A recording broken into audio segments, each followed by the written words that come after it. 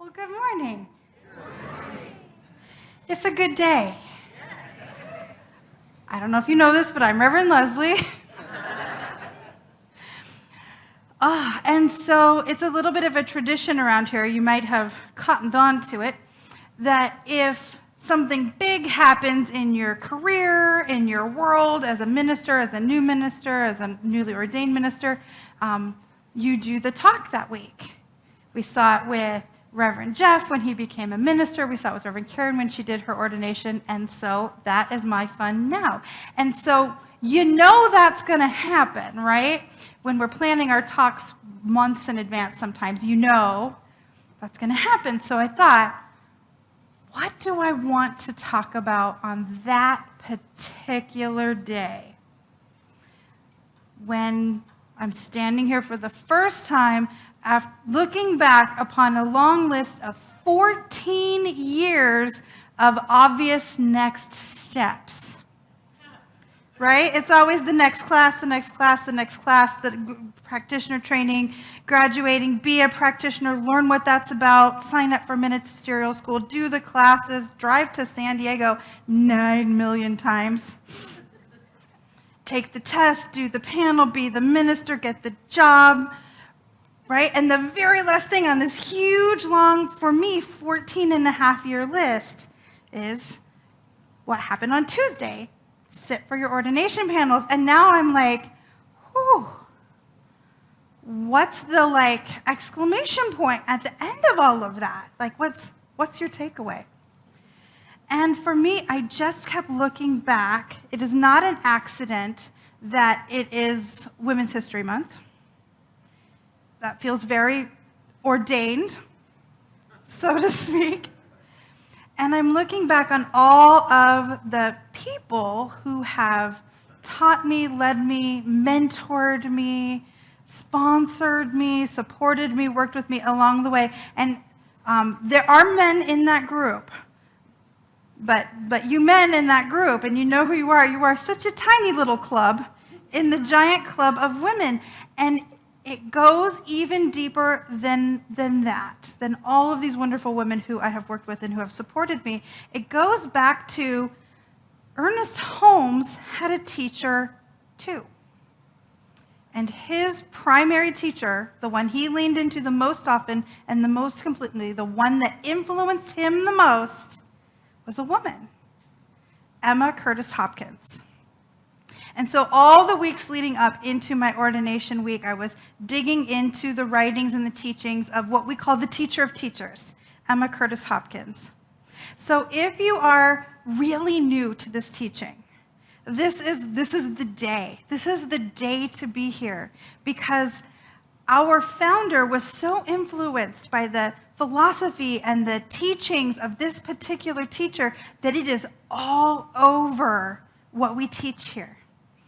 I'm going to share with you today a little bit about Emma, and then 3 things that she taught that have deeply, profoundly influenced me and the teaching of science of mind. And I'm going to invite us all to lean into, are these things true for us? So Emma was born in 1849, which feels like a really long time ago until I think that was 102 years before my mom was born.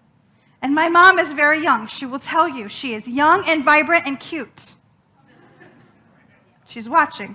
She's in her living room right now going, that's right, I am young and cute.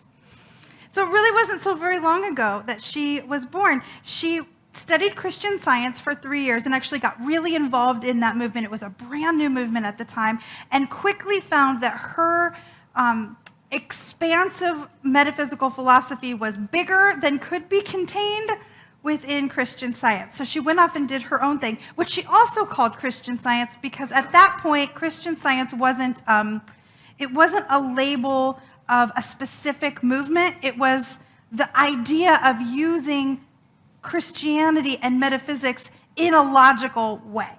It was more of a practice than a specific denomination. So she went on to found a teaching school to specifically teach, and this is where it gets real yummy for me, y'all, future spiritual leaders which is kind of my jam. I really, really like the raising up of future spiritual leaders, including me, especially women, because in that era, almost no denominations would ordain women. And she said, oh, no, we're going to start ordaining women.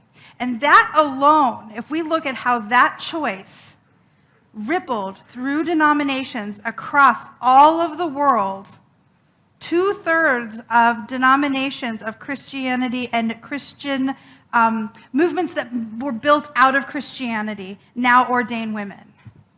One woman said, I will do this. And so that's why we're talking about her today. She is very famous for saying, and in my mind, I often see her kind of stomping or pounding her fist when she says it. I can see a couple of students and friends and mouthing the words at me, stand in your firmament. Stand in your firmament. And she was this very elegant lady, but she was very firm when it came to stand in your firmament. And so that's the name of today's talk. And what the heck does that mean? In modern language, what the heck does that mean? She described firmament as this: a mind firm to holiness, firm to goodness, firm to God in all things. She talked about being flexible in form, but firm in the foundational truths. And that is something we talk about here at this center all the time, that we stand firm on principle, on universal principle, but we be flexible in how it shows up. We try to be soft with those things and let ourselves change with the times. A mind firm to holiness, to goodness, firm to God in all things. This was already revolutionary because the wonderful Miss Emma did not define God the way the standard Christianity of the time defined God. So join me in the Wayback Machine of your mind. It's the late 1800s in America. Virtually everybody's Christian because it's just the culture. Even if you're not Christian, you're just assumed to be. We just sort of assume it, right? And God is a man in heaven, which is up there. We can point to where heaven is. It's up there. And there are rules. And God loves you if you follow the rules, and God does not love you if you don't follow the rules. It was pretty simple. And this woman joined in a growing chorus of other New Thought leaders who were saying, no, God is not a being that is a person or has a personality. God is an energy. And then she took it one step farther. She said that your God is your good, and your good is your God. That is why we reach for God, because specifically it's our good. She said, I'm seeking my good, and my good is my God, because it draws me and pushes and moves me on. That which reaches into the center of our being energetically and pulls us into that which is ours to do is inherently our good. That's why we're drawn to it. And that same energy, that self-same energy, is what God is. And that is why the generations and the generations and the generations of humanity have continually reached out for the divine, because it is a natural, truthful want to be with our good and to express our good out into the world. That it's inherent in our being to have this experience. She explained it like this. I saved you from this slide because this one's long. She said it like this: are you not seeking good?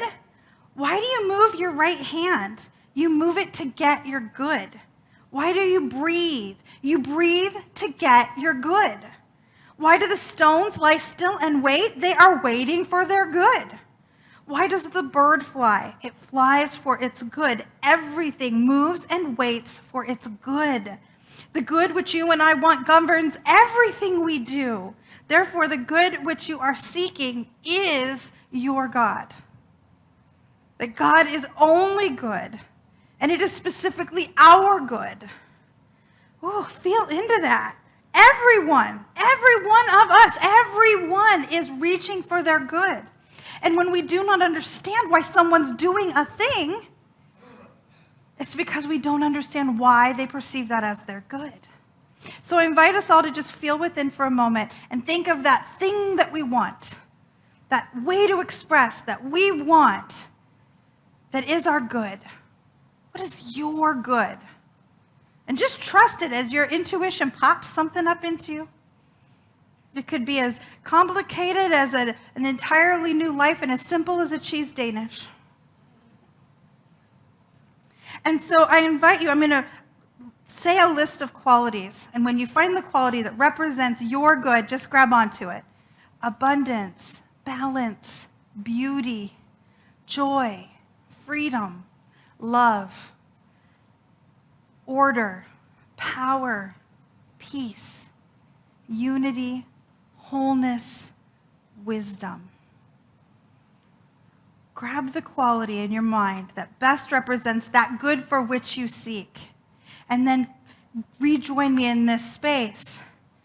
What if I were to tell you that that quality that you just grabbed that represents your good is a quality of God? It's a quality of the divine. And therefore, it is inherently in us already. It's in us already. She went on to build on that idea by saying this: if God is your world, what have you to fear? If God is your world, what have you to fear? If God is only good, and we're defining God as that energy of good that is ever present, always available, pouring through us every moment, from the biggest dream we've ever expressed to the powdered donut. I am really on pastries today. If that is the truth of our life, God is everything there isn't any negative force to counteract it. There's nothing out here making bad. There's just God and alignment with it or confusion about that. What is there to fear? We can't fear that something's coming to get us because Spirit's all there is, and it's good. We can't fear that nothing good will happen for us because God is our good and our good is our God, and it is naturally always inviting us to step into the flow. So what on earth could there ever be to be afraid of? Everything that seems scary. Hear this, truly. This is something that literally revolutionized my brain. That was the most Valley girl thing I've ever said. This is a thing that totally changed me. It really did. Everything that seems scary is just someone reaching for a good that I do not personally understand. People who politically believe very differently from me and therefore make choices I don't resonate with are reaching for a good that isn't my choice of good, but it is theirs, and they have every right to it. People who have a faith that is different than mine are reaching for good in a different language than I speak, or maybe with different behaviors than I personally am choosing, but it is their good. Therefore, it is God. And is there a difference between their God and my God? Is there a difference between their God and my God? I need to hear it so much louder. Because what have we learned? From Emma through Ernest Holmes, our founder here, we continue to learn the highest God and the innermost God is what? One God. It's all the same thing. In Islam, they have Allah. Blessings upon him. You know what Allah means? It's Arabic for God. It's the same thing.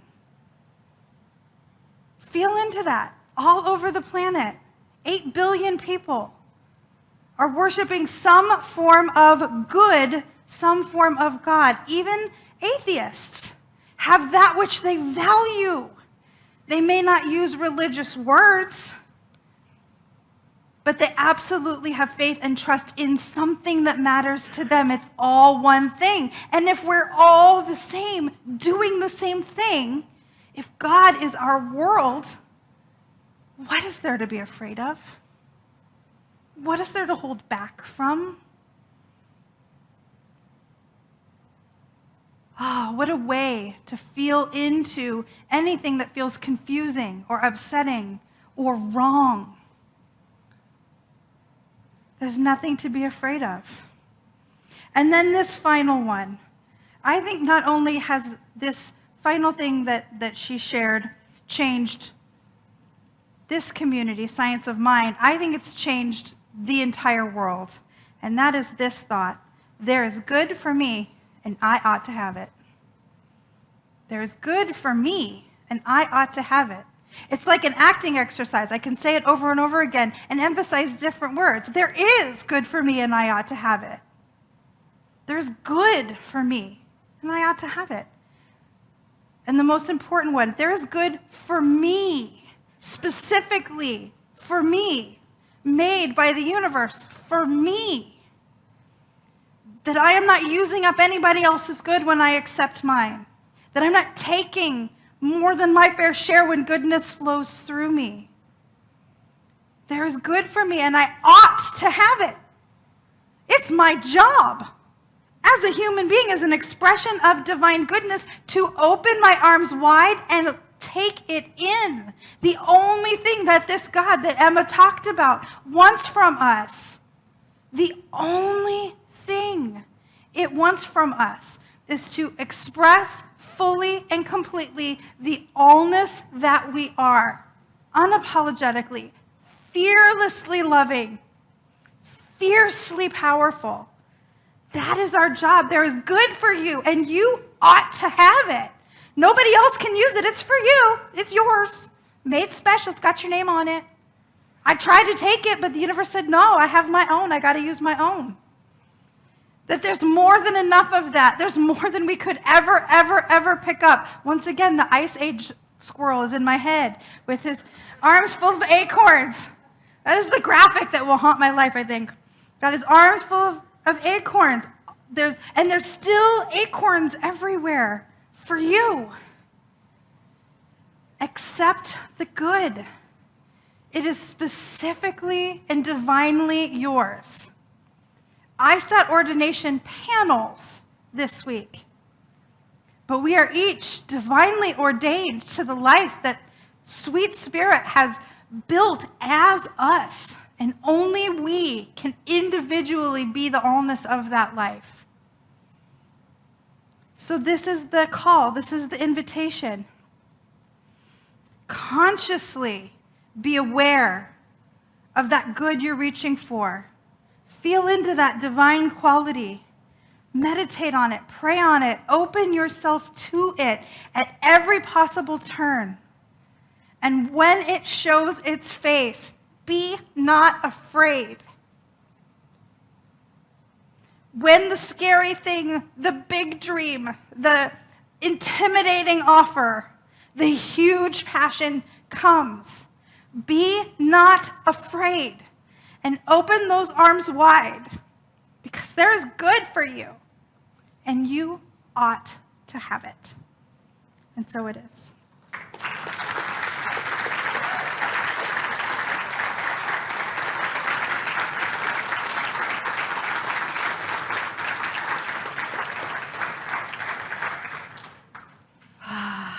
Let's anchor that in with some prayer. Oh, how good it is to feel that wide open space on the inside of ourselves that is the altar of the Most High. That place where we connect with indwelling spirit, where God speaks directly to us on the inside of ourselves and opens us up to all of the good that is here for us, right here, right now, and every single moment. That as each one of us walked into this room, came into this online campus with a call on our hearts to know that Spirit is already answering that call, but it not need not even be asked. And as we turn over any need to control or force or make things happen and invite the universe to conspire for our good, it does just that. That even as I speak this prayer, atoms are whizzing around in the air, realigning themselves to make sure that that cheese Danish, that new job, that beautiful relationship, that healed physical condition is already aligning itself. Because that's the way the world works. That's the way universal principle works, and it works for everyone. It works for all of us, all of the time, no matter what. And so I just stand in a place of absolute gratitude for all of the good happening right where we are. I know it's all good and very, very good. And so it is.